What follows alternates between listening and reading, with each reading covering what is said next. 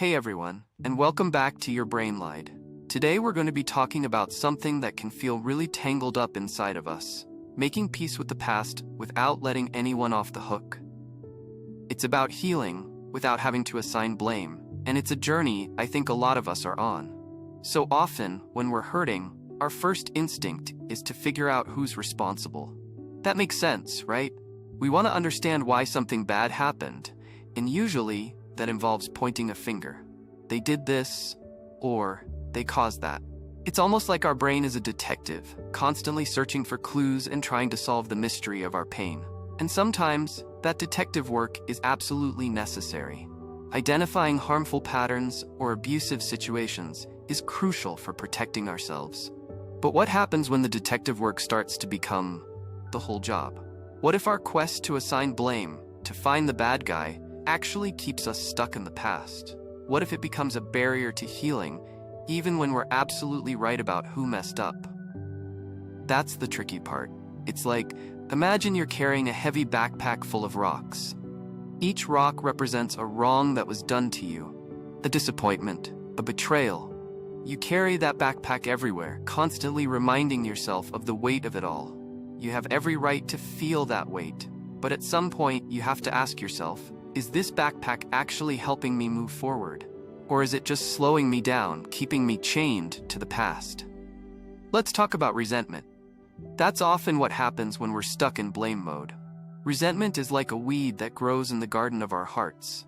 It starts small, maybe just a tiny seed of anger or hurt. But if we don't tend to it, if we keep watering it with our thoughts and our focus, it can quickly take over the whole garden. It chokes out the good stuff, the joy, the peace, the ability to connect with others.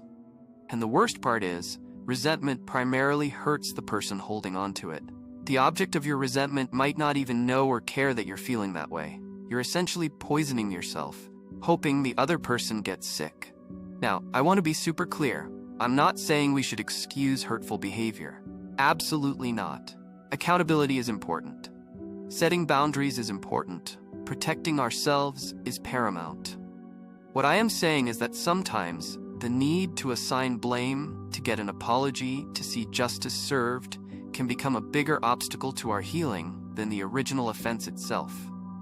It's like being so focused on winning the argument that you forget what you were even arguing about in the first place. Think about it this way. Imagine you had a car accident. Someone ran a red light and totaled your car. You're understandably angry. You're dealing with insurance, maybe physical therapy, the hassle of finding a new car. You're completely justified in feeling angry at the other driver. But at some point, you have to decide whether you want to stay angry forever. Holding on to that anger, replaying the accident in your head, dwelling on the injustice of it all. Is it going to fix your car? Is it going to undo your injuries? No. It's going to keep you stuck reliving that moment, preventing you from moving on. So how do we untangle our pain from the need to assign fault? It's not easy, and it definitely doesn't happen overnight. But here are some things to consider.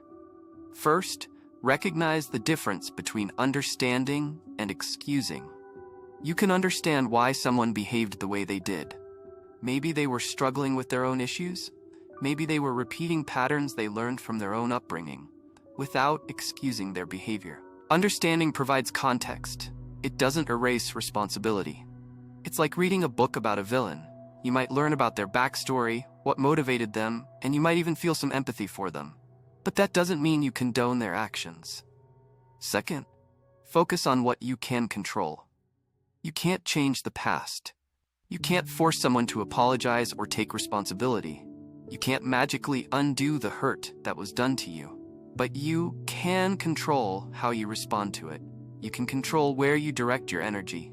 You can control what you choose to focus on. It's about shifting your focus from what happened to you to what you're going to do for yourself.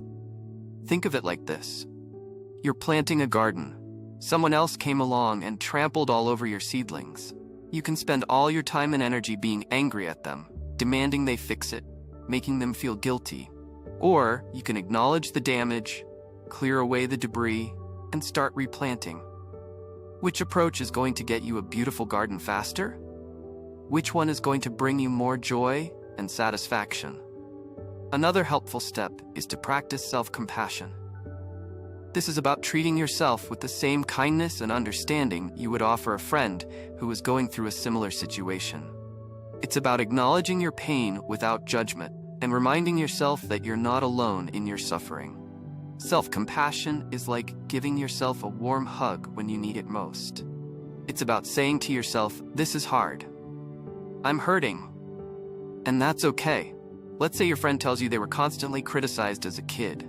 As a result, now they're always second-guessing themselves and have low self-esteem. You wouldn't say to them, "Well, you should have just been better. Your parents were right to criticize you." No, you'd offer support, empathy, and understanding. You'd remind them of their strengths and help them see their worth. You deserve that same kindness from yourself. And then, there's the power of forgiveness.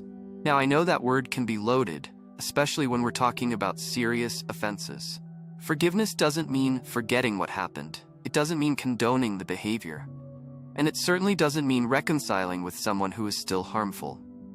Forgiveness, in this context, is primarily for you.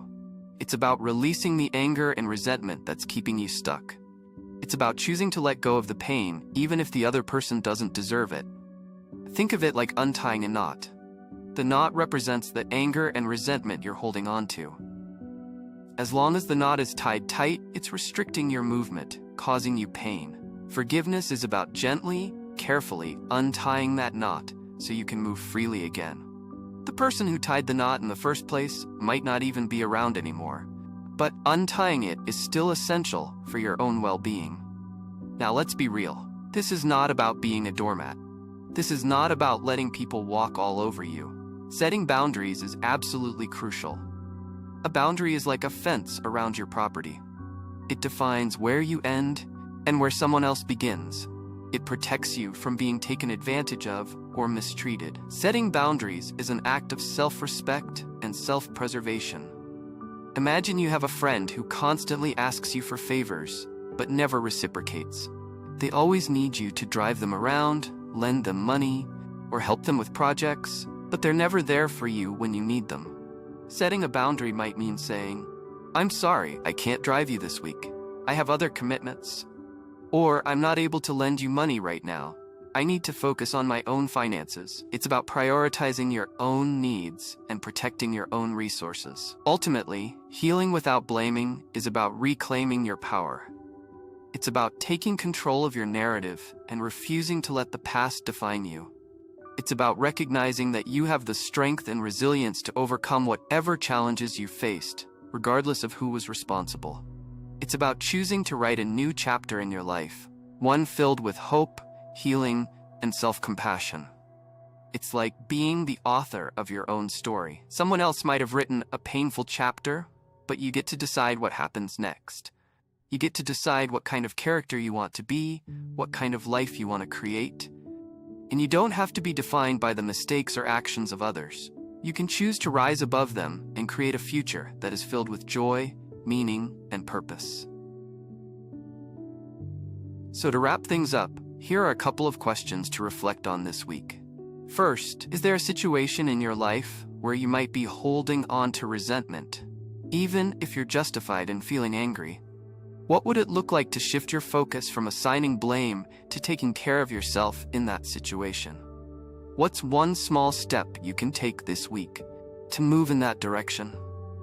And second, what does self-compassion look like for you? How can you start treating yourself with more kindness and understanding, especially when you're struggling? Can you commit to doing one small act of self-care each day this week?